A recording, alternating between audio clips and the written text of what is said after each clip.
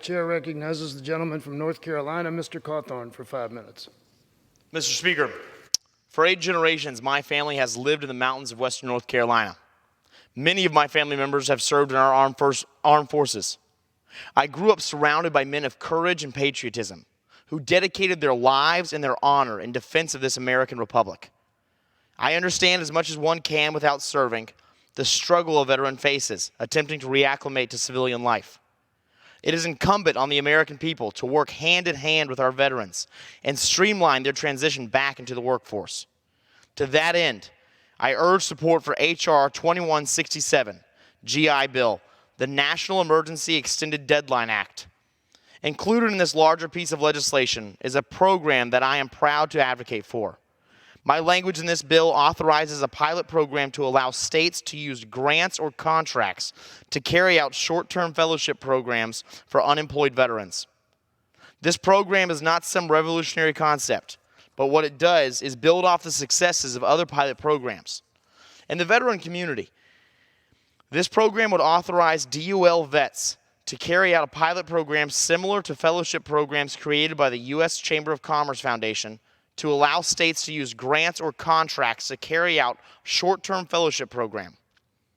After the participating states have been selected by the DOL, each state would enter into an agreement with a nonprofit organization to carry out the short-term fellowship program. Participants would be provided a small stipend while they are participating in the program. This program prioritizes veterans and opens up new and unique pathways towards employment. This new fellowship program will build upon the successes of other fellowship programs across the country, and I am confident that it will empower American unemployed veterans to find meaningful work in the post-COVID economy. The benefits of this program are numerous. It will give eligible veterans the ability to gain on-the-job experience in a field of their interests while earning a monthly stipend. I will always fight for the veteran community in C11, and this program is a bipartisan measure that puts veterans first. One of the foundational attributes of Americanism is our sense of brotherhood.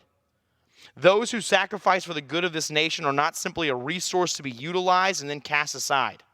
These are our heroes, and they deserve much more than what our nation currently provides them. When I left my mountain home to come to Washington, I promised the veterans in our district that I would be their weapon in Washington. I will never abandon those who sacrifice their life and livelihood in defense of our freedoms.